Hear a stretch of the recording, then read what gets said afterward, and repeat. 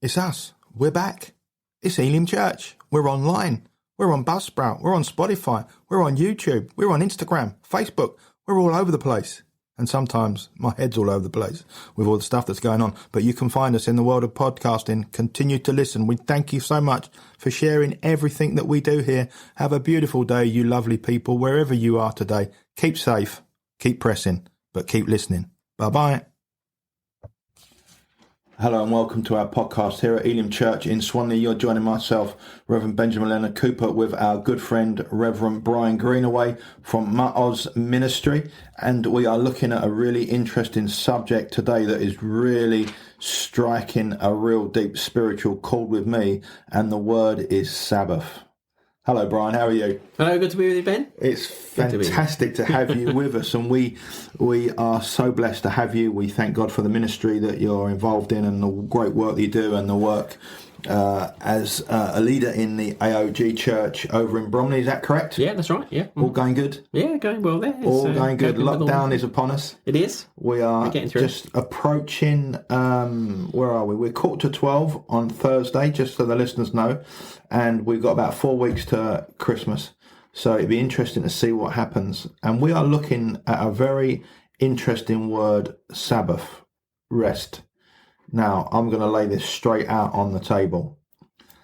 Obviously, a lot of people know where I work in the hospice, and when all that COVID broke out and all that, the biggest problem, Brian, that I have is I do not rest. Honestly. My face will probably tell 1,000 stories. I do not rest. It is completely against the word of God.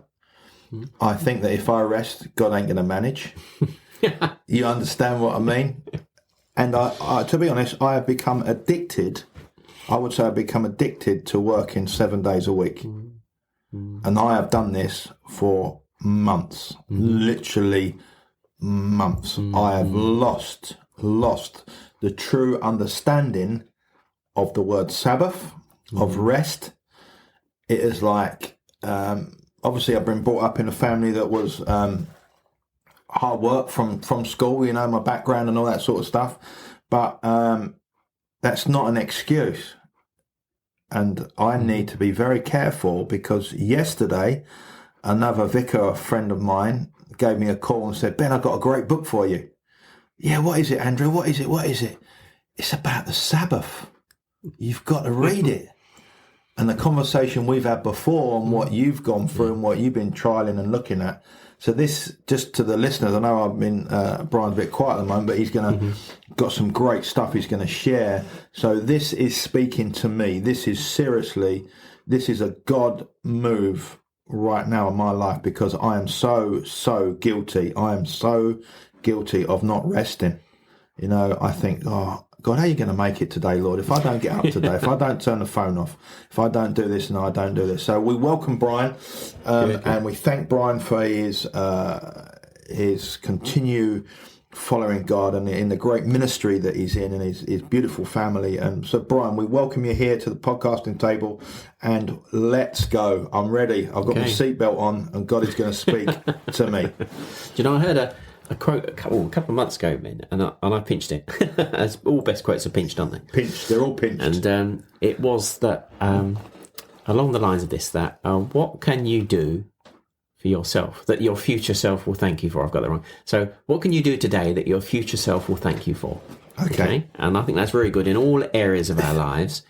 And we know that there's one of the, you know, if you go to look at all the records and all the hospitals in the UK, you would see that stress is a big thing. Okay. And self-help books on Amazon. If you type in self-help on Amazon, you would get like, we've given you 30,000 replies. Do you want more? It's a massive industry, self-help, you know, to do with health and stress and overwork, and people who can't cope with life and are looking for a better pattern of living, aren't they? People are looking for a better pattern, They are looking for that life coaching, motivational books, as you've been saying, how to better yourself. That's right, how to do all that. But the rest is the key. I know, and God has given us a pattern right back at the beginning of time. He started off a pattern that is still there. That something is not to restrict us. It's not a religious rule. the Sabbath is something that God has given it. It's a privilege. I mean, right back in Genesis, we read it. Genesis 2, it says here, by the seventh day God had finished the work he'd been doing. So on the seventh day he rested from all his work. Then God blessed the seventh day and made it holy, because on it he rested from all the work of creating that he had done. Now, did God need a rest? Does God need a rest? Yeah. No, he doesn't. No, he doesn't. He doesn't. But he did. He took a day off, if you like. He worked for 6 days. Yeah. And of course, he could have made the world in instantly, but 6 days, and then the seventh day he rested. So he set a pattern right at the beginning of creation for 6 days of work, because work is a good thing. Yes. Followed by a day of rest. And he made it holy. He blessed it and made it holy. I feel so bad. I feel so bad because we talk about stress. You talk about what we're sitting at this moment, and I think what keeps me driving all the time is that I love people. I love doing. I always say to people, I'm not in a job. This is my calling. This is my life. But I'm not being responsible to me. I do need this day off. You must have this Sabbath. But then I've had that and done that before, and I get guilty. So that in my build-up, in my makeup, within me, I struggle to take time off, because it makes me not look at me, but I think I should be doing. And so I've got myself on like a roundabout. I just keep going, I keep going, I keep going, I keep going, I keep going, I keep going, I keep going. But I've got places where I think to myself, do you know what? I need to check myself here. Just rein it in a little bit. I've got too many plates spinning. Yes, yeah. I've got too many plates. That one needs to spin over there, and I can't get to that one. So this is very relevant for me. This is really speaking to my heart. And this is so good to hear. But Brian is so right. There are so many books out there about self-helps, motivational stuff, the feel-good factor and all that. But it's not spiritual help, is it? No, it's not. No, it's not. That's the key. But so I've got this upside down thinking that if I rest, it's not helping me, but it is helping me, because it's a commandment. It is a commandment, God said do this, so it's holy. So as I rest, I will get the spiritual recharge that I need. But it is. Could anyone understand this if I say this like this? The more I do, I almost get energized by what I do. Right. Okay. So that is a strange. I don't know how to put it. I might look tired sometimes, but I love doing what I'm doing. That's just really good. So I've got issues that I need to deal with, because we're all limited, aren't we? Physically, we're limited. Physically limited, mentally, emotionally, spiritually. We're all having limitations in those areas, and so many ministers, people as well, but ministers have stress. There's a time off for stress, or they use it, that burnout. It's hit a wall, isn't it? That runners use it. They hit a wall, and they suddenly find that they can't function anymore. And you can. I was reading Robert Morris of the Gateway Church. He's wrote a book, "Take the Day Off," which is an excellent resource. That's very good. And there are many books on that subject, because they reached that day where they couldn't function in basic things, doing basic things, because suddenly mentally they hit this wall, and they love doing their job. And there's nothing wrong with that. It's good to love doing the job. But actually, there's a principle here that God has given us, and he calls it holy. So when we think of holiness, sometimes people think holiness is something sort of otherworldly, and it's strange, sort of, there's a strange concept. But holy is something good. So God means set apart, doesn't it? Holy means set apart. So God has said, I've set this day apart. And it is not to be legalistic. It's not a rules, and many have made it. We can look at that, how people have been legalistic, and we see that in the New Testament. The Pharisees were very legalistic. They thought the Sabbath was there to control and to say, you have to do this, you have to do that. So you'll find in Judaism, amongst Jewish people, and of course Israel many times, that in Israel, the Sabbath, there's the good and the bad aspect of it. The good is that as you're coming towards sundown, because it's a lunar calendar, so as it comes to sundown on Friday, everybody's rushing around. Let's get everything ready for the Sabbath. Before the sun falls, work is stopping. Work is beginning to stop, and everything's shut. on the Sabbath. I mean, some things are obviously hospitals are open and things are open naturally, okay. But things are closed. And so that's really nice because the country is beginning to move into the Sabbath. One of the tragic things is that some people have made it legalistic. So my dad remembers, a Jewish sort of community in South London. He remembers that certain people were paid, young lads mainly, to come and turn lights on and to light fires. Really? Because striking a match is considered breaking the Sabbath. So they had to pay Gentiles to come in and do these little jobs for them. And in hotels on the Sabbath in Israel, they have a Sabbath lift. So you might be in a hotel with 25, 30 floors, and there'd be a Sabbath lift. Now, what that does, it stops at every floor. You don't have to press any buttons, so you're not causing an electrical spark, not creating a fire. This is balmy. So you're going down to breakfast in the morning on the Saturday morning, and you get in a lift, you think, why is it stopping at every floor? And get out of the lift and get in the other lift, the non-Sabbath lift, because that's for those who are strict Orthodox. They won't press the lift button, so they use the lift that goes to every floor. So that is legalistic. That is, So that's as bad as what. That's like an extreme to what I'm. It's extreme, isn't it? It's controlling people. So I would say I'm an extremist. Well, you can be extreme in either ways, can't you? Yeah. Because Jesus said, the Sabbath was made for man, not man for the Sabbath. It's there to serve us. Yes. It's there to give us that day of rest. It's a day of setting apart. It's a day of family. It's a day of not doing the ordinary, doing things that recharge you and generate energy and just relax. It's hard to do, though, isn't it? That word relax is frightening to me. It frightens me. You think the mental, we might stop physically, but mentally, can we relax? And that's the thing. And you spoke a moment ago about hitting a wall. I have hit them walls. I have hit them walls. Not many people will know that I've hit walls like this on a regular occurrence. I've hit that wall and just had complete mental shutdown, lockdown. I've been at a desk or where I've been doing anything, but I've just said, God, I know I need to rest, but please, just get me over this wall. And when I say I'm not. This is not a. I'm referring to me, not as in oh great am I and all that. I'm referring to I have this issue. This is my issue of not resting. This is a big thing. This is something that is challenging me. And you mentioned the word relax, but I find energy. I find that when I preach and when I'm studying, when I'm doing what I'm doing and working in the hospice and doing all this stuff, I find that it energizes me, but also I know that I need to completely shut down. So this is my battle. And over the last few weeks, I've had too many people come in front of me. Now I've got my good friend Brian sitting in front of me with this as well. So this is my challenge, but this is really interesting. But so if you take someone that you was talking about getting in a lift, in a hotel where they don't do anything that's any energetic, no work, nothing whatsoever. That to me is the complete opposite to what that frightens me. Well, do you know that is not what the Sabbath is, because that is not giving you. The idea is rest, isn't it? So if you're trying to follow a load of rules, I mustn't walk more than 1,000 steps, I mustn't light a fire, I mustn't start my car because the ignition, and things like that, then that has become a rule. And actually that's not good. That's not restful, is it? That's not the definition of what God said was a rest. The rest is a day. Generally it's good to have a day.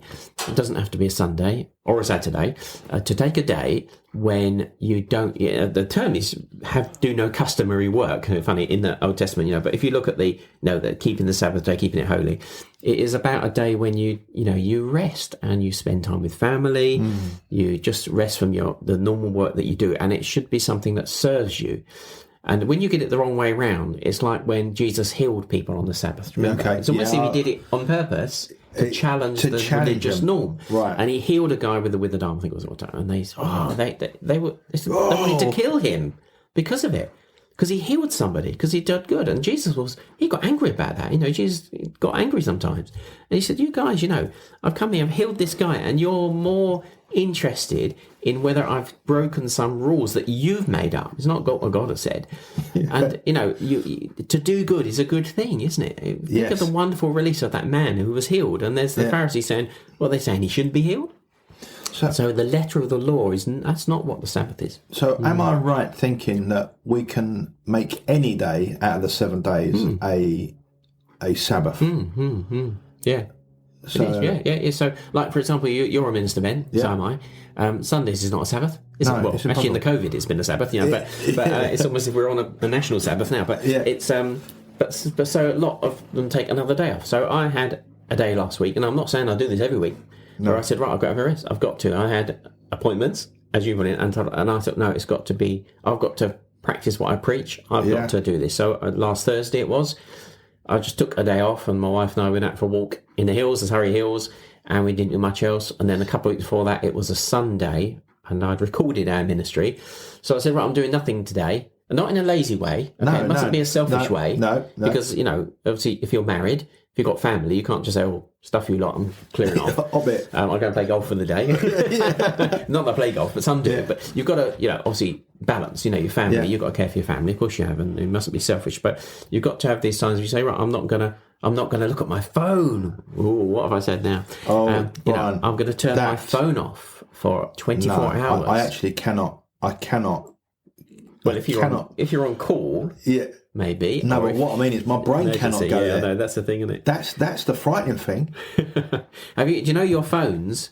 Some phones have this thing they can tell you, the sort of device care or something it's called, and it tells you how often you pick it up and how many hours you spent on Facebook, Twitter, Pinterest, and it tells you all of those things. Yes. And if you were to write it down every day and look at it after a week, look at it after a month, and see how many times you've touched your phone and activated your phone, and most people would be really surprised how much. I know. Emails, stuff like this. Emails, text, just drives us. A quick check on this, a quick check on that. It's like, it's glued to me. Yeah. Honestly, it's glued to me. It's either in my pocket, it's in my hand, I'm going to be brutal. It rules me.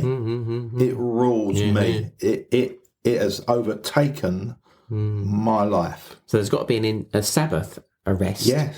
Don't you call it Sabbath, a day's rest, if you want to. Has got to have an intentionality, a planning. You've got to plan to have a Sabbath. You've got to plan to have a rest. Yeah. You've got to say to yourself, right, like you would plan, say, your Sunday service from a pastoral point of view, you plan to do it well. So people going to work. Yeah, which is a lot of people listening, or responsibilities. You plan to do things, don't you? You say, right, I'm going to prepare to do this, so I can have a good week. I can do this work. I can do this stuff. Plan to whatever you're doing. So you have to plan a Sabbath. You have to say, right, this is my diary, and I'm going to have this day off, and it means that I'm going to. What do I need to do? What is the Sabbath for me? Now, of course, as it says, the Sabbath. Man's not made for the Sabbath. Sabbath's made for man. So, what's going to be my day of rest? What do I, with my wife, in my context, what's going to be a day off for both of us? What is going to be the day where I rest? Yeah. What is going to be the day what I need to do to make sure that I do rest? And that takes planning. That takes sitting down, taking a piece of paper and saying, next Wednesday, I'm going to get up and I'm going to do this. What's it going to be? For me, and it has to be about, is time. So I love a day, and it does not happen, where I don't know what the time is. Where I don't need to know what the time is. Does that exist? Could that be possible? I just love that sort of day. But you're right, Ben. The guilt, isn't it? The guilt. If I just did this. If I just did that. If I just checked that. Gosh. Then it would help my next day. So when I say planning and intentionality, you have to be strong. You have to say, I mean, sometimes life is so busy, we don't always do it. I mean, it's easy me sitting here saying, oh, take a day off, and you're thinking, people are listening to this and saying, you don't know my situation. I say, no, I don't. Yeah. But God does. And God wants you to have a rest. That's correct. And God will help you. And you know what? There's this funny illustration, isn't there? I think I've seen it years ago, where the guy brings a bucket of water into a room and he says, let's see how important you are. Put your fist in the bucket and take it out again. And, with men, there's a macho thing. Yeah. I'm indispensable. And it's like you said at the beginning, what is God going to do if I take a day off? What is going to happen? What is God going to do?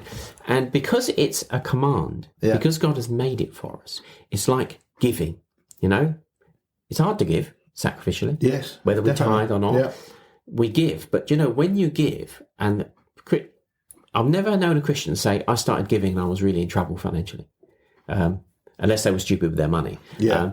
Because giving, God always looks after you. We've been married 30 years now. We've always tithed at least 10%, and we've never, ever been without. We've been close sometimes. Taken to We've the had wire. to trust God. Yeah. But it's the same thing. And so it's a faith thing. Sabbath is a faith thing. You say, in faith, God, you've put this pattern in Scripture. You've given us the command, and yes, it is still relevant today. Okay, because you might say, "Oh, it's not relevant anymore." But do not kill, do not covet, are all relevant in the New Testament. And the word Sabbath appears 150 times in the Bible, 59 times in the New Testament. Okay, now that's telling us something. That's telling us. We know the New Testament is shorter than the Old. It's proportionally it appears more in the New Testament. Okay, so that principle is still there. So when we take a Sabbath rest, we're doing something in faith. We are saying, God, I'm going to be obedient. You told me to take a rest. I'm going to take a rest, and I'm going to leave it to you. And you'll find that as in giving, God blesses you financially and takes care of you. In the same way, when you take that Sabbath rest, God will bless your time. God will bless your pattern of your life. Yeah. So for anyone that's listening to this, or just like me thinking to myself, this is probably this might sound funny to some people, this is probably going to be one of the biggest challenges I'll have to face in a long time. Mm-hmm. Now, I know people have got health issues, all that sort of stuff, but when I am like I am, see, when I rest, guilt drops in, fear drops in. Yeah. I'm a very anxious person, so it's not just a case of, I'll have a day off, I'll sit by the pool. It'll be a day of, now I've got to deal with it spiritually. Yeah. So this is, God has blessed me with health all my life. Right. So I don't have the challenges that other people. So people listening to thinking, do you know what I'm carrying? You think this is, but to me, to find this place of rest, complete shutdown, but deep down I know I should be. Yes, it's this challenge, and everybody's got these different challenges, and I just thank God that His grace, He knows us, He loves us. So can we, for all those listening out there thinking, do you know what, that's a challenge for me actually. I've got a business, I've got family, I've got children, I'm working extra hours, I'm working 2 jobs, I financially can't cut any time out for this.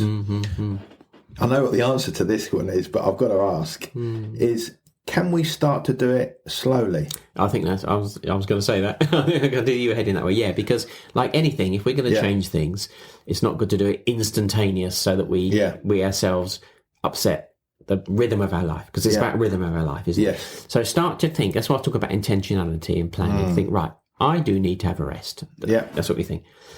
And talk to whoever's in our household about it. Say, we need to make sure we have a rest. So what can we do? Okay, let's look at our lives and say what's better. So what are we doing with our lives? Let's pick one evening in the week and say, right, what are we doing? Do we have, some people have movie nights, don't they, family together? That's a good practice, isn't it? That's good, Or people call them date nights with their wives. That's another good thing. Go out for a meal. Okay, take maybe a lunchtime or have a breakfast together. That begins to get the idea of stopping and resting. So put that in your diary. Say put a 3-hour slot somewhere and a 2-hour slot in 1 week. So you're intentionally planning. You know that you need it. You know that at the moment it is impossible to a degree. But as I got the diary in front of me, I'm like, okay, I'm going to have 3 hours that day. And then I'm going to do 2 there, and then that day. So you're getting yourself in the understanding that I need the rest. I recognise the rest. And it's a way of gently easing yourself in. Not because that well, people might say, well, why don't you just do that and just trust God? Because what I'm thinking of, I know people that have 2, 3 jobs, and they do a part-time job here, they do another part, and that makes up this, and they do a work in the evenings, and I think, well, actually, I can't find that, but if we start to plan it with a long-term goal to say, do you know what, within 4 months, 3 months, 6 months, I will have that complete day. So God will honour and bless us as long as we start to say, God, I need to deal with this. Yes, it's like an addiction, isn't it? It is, it is an addiction. Yeah. You can't, unless God goes, Ben, I've broken that addiction of cocaine. Not that I'm on, but I'm just making it as an example. Yeah, sure. You have to go through a process. You do, yeah. You have to go through a process. Yeah. We know God heals people straight away with a glimmer. It does happen. People are their addictions are broken. Gambling, pornography, drugs, finances, and even shopping.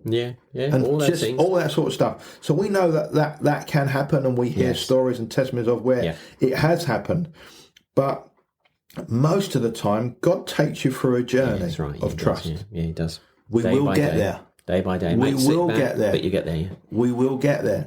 So as long as and I'm referring to I as me now, start intentionally putting a block out that says nothing. And not at 11 o'clock at night when I've done a whole day. No, that's right, no. Not when you're asleep. Right in the thick of it, almost, to a point of go, do you know what? I'm gonna completely switch off.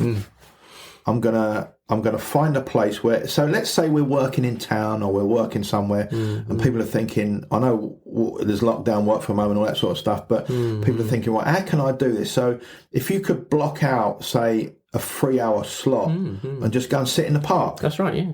It's that simple. People don't like quietness, do they? No, and that's another thing with me. I'm very loud. I'm very, very loud. You know, Brian, I'm loud. It's not.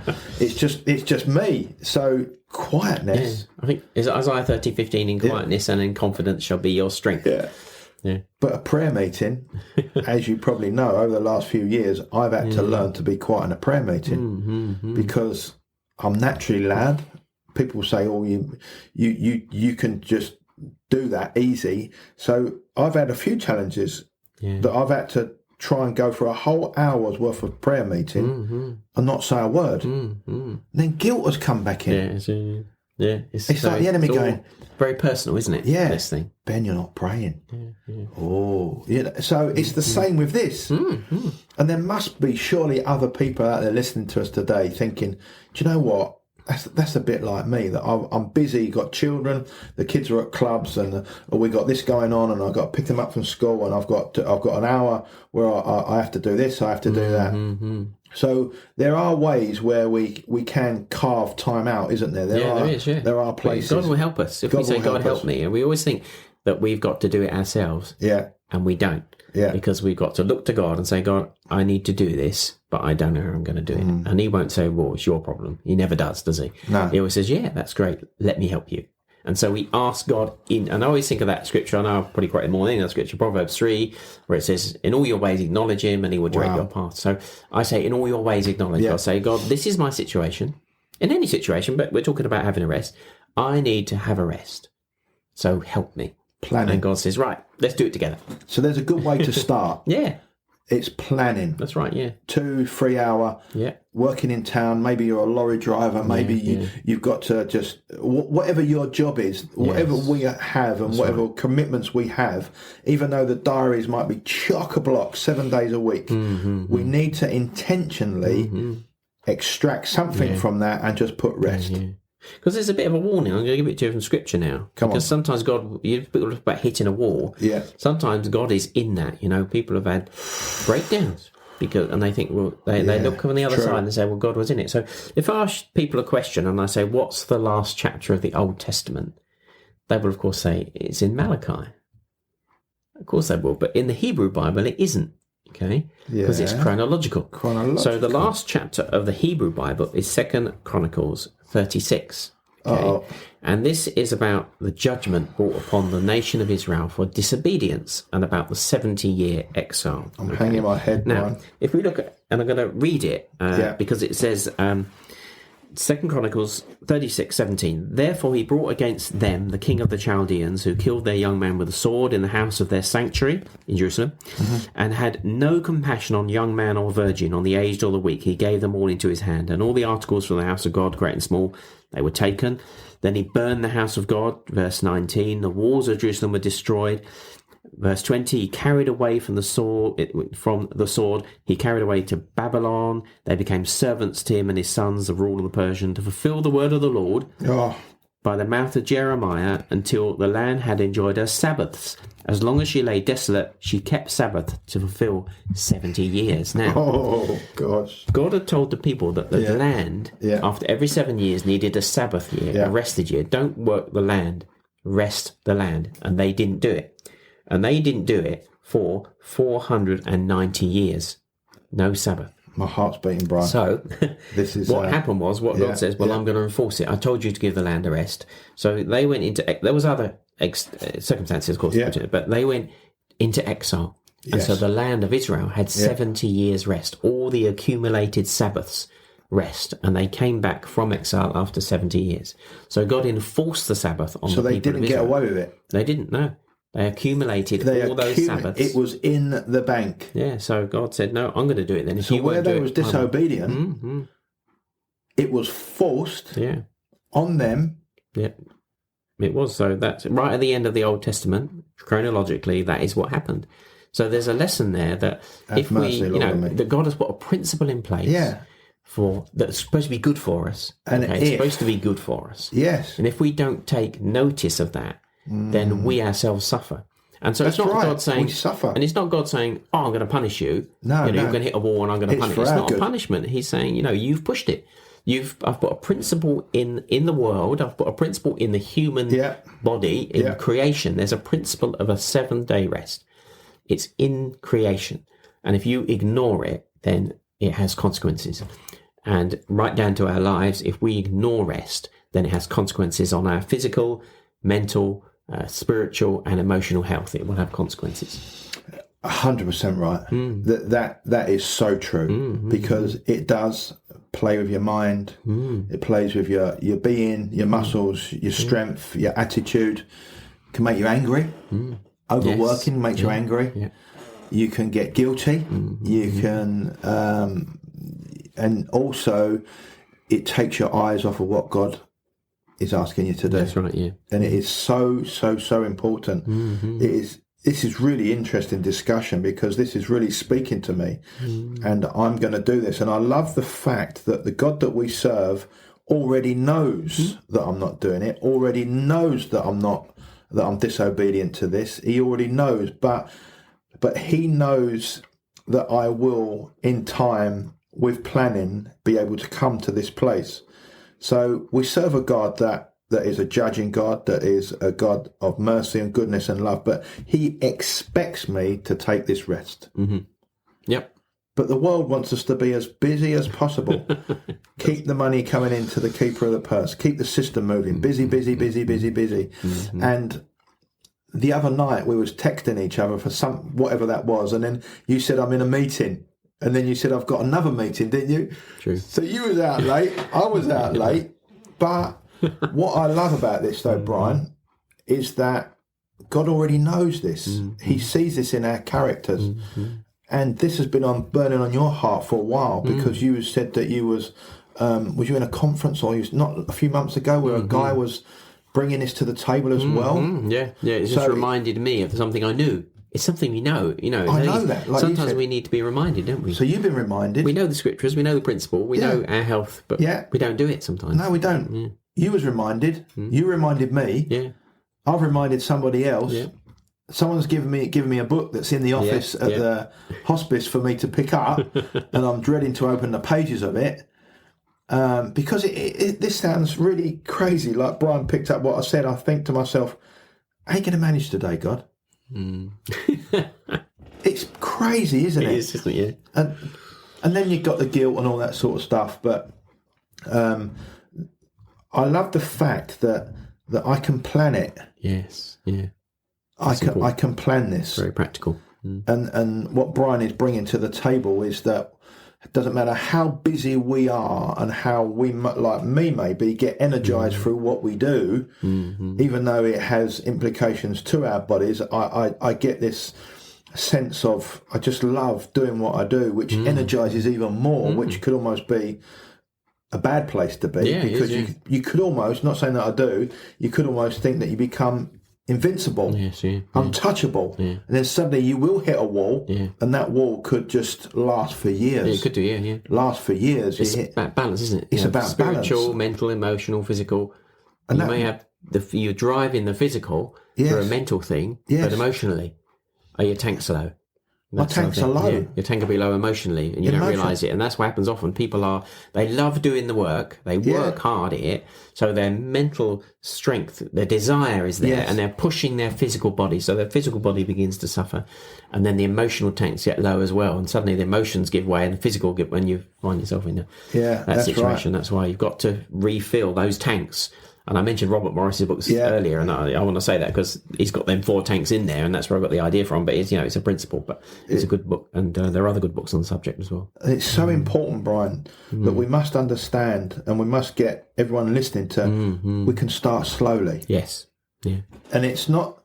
So have I got this right? When I say start slowly, we make a few hours here, there and everywhere, and we build up to a certain time where we're going to have the whole day. Yes. But because our heart is right, God sees that. Yes, he does, yeah. But then others are going to go, well, if you believe in God so much that he's going to do everything and not worry, just take the day off. But for me, it's not that. Yeah. It's, will I be able to cope?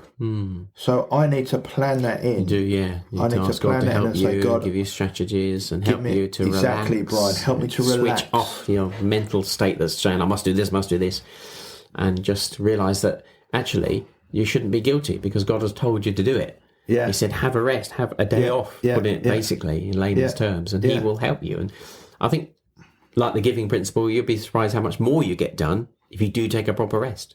That's right. Yeah. That's exactly right. And so this has given me peace, actually. Yeah, should do, yeah. Because the drum is beating, take the day, the Sabbath. The drum is beating loud and clear. But then I'm saying, God, I can't do it. Help me. Yeah. Slowly but surely. Yeah. 2 hours, 3 hours, a half a day, 3/4 of a day, a full day. That's a challenge. It is a challenge, yeah. That is a challenge. Because there will be people listening go, well, if your God is that great and so wonderful, you can just drop everything, sit down and take care of that. But oh no, because work is important. Work is important, but I have a responsibility. You do, yeah. Because if I dropped everything, I will be letting people down. I'll be doing this, be doing Mustn't that. Be lazy. So the consequences of that.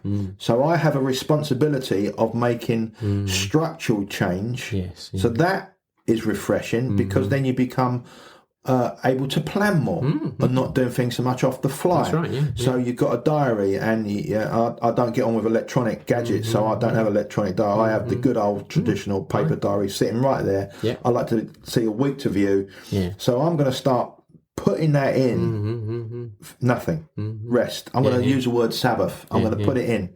I'm going to block time out. And I'm going to pray that God will guide me, that he will give me the strength to have a whole day. There's a quote from Abraham Lincoln. He said, if you ask me to chop down a tree and give me 7 hours to do it, I probably may not have the hours, 7 hours to do it, he said, I will spend 4 hours sharpening the axe.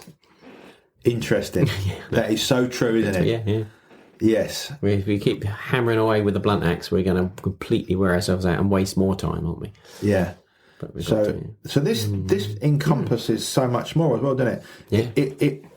It includes planning, because everyone has families, everybody has financial commitments. Yes, they do, yeah. Sometimes we overcommit financially. Sometimes people pull this job in, that job in, and they got a little bit of extra work here, or if they're self-employed, they're pressing that drum all day long. So planning is good from a biblical side as well, because we know God created the heavens and the earth and all that. It was planned. There's an order, a plan. So there is an order. So the advice that I would give, and I believe Brian that would say, is we start slowly. Yes, yeah. But it's the intention. It is, yeah, that's right. It's the heart. Yeah. We know that within 3 months, 4 months, 5, 6 months, I will reach that goal. I will break this habit. Yes, yeah. Because it is a habit, it is an addiction. And maybe we don't realise, maybe people that are in the world of business and world of just love doing what they do, it becomes almost addictive. I'm doing it very robotic as well. Yes, yeah, yeah. So the advice that we can give to people is just plan. Yeah, plan. Just plan. Maybe study what the Sabbath means. Go back through the scripture and ask the Holy Spirit to guide you and to plan that through and to work through, because it's possible within 6 months, no matter how busy anybody is, you can even be busier when you take the day. Because God will make things happen because we are being obedient to His command. Yes, yeah, that is true. Brian, it's been so good. It's been so good. It's been scary. It's been scary, but Brian, we love you. We want to say thank you so much, Brian. We thank you for your ministry, your time, and I hope you're resting. Yeah, I know. Yeah, but it's a challenge, isn't it? It is. For the culture in which we live in. It is, yeah. It is a challenge. It really is a challenge, isn't it? It's a challenge for It's a faith thing. It's a faith. It is a faith thing. Because that word burnout, Careful. We've got to be careful. Brian, we thank you for spending time with us this afternoon, this morning, whenever you're listening to this. I've been listening to Elim Church in Swanley, the podcast that we've been pushing out. We thank God for everyone that's been listening to us and all your sharing and your liking. And if you need to find Brian Greenaway for any reason, whatever that may be, Brian, how can they get hold of you? Okay, well, you can contact us. Our website is maozisrael.uk. It's MAOZ, maozisrael.uk. Or you can contact us on uk@maozisrael.org. Simple. And you can catch Brian. Great teaching, great things that they're doing, trips when the lockdown, whatever. So we just say thank you, Brian, for sharing everything today. We really appreciate you. We'll catch you in a week or two. And thank you, everybody, for listening. Have a great day, great afternoon, great evening. But most importantly, Sabbath. We all need that. Blessings.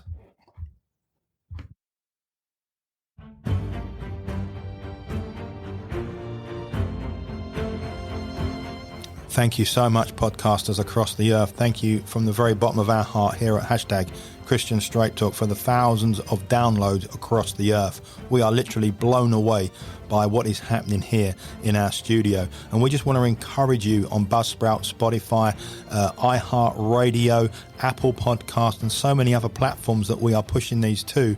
We just want to say, will you come and walk with us to another platform? Will you stretch your eyes? Will you stretch your legs? Will you come to Patreon? You know, you've probably heard of it. You probably are supporting some other creators on there, some other podcasters, but will you come and support us?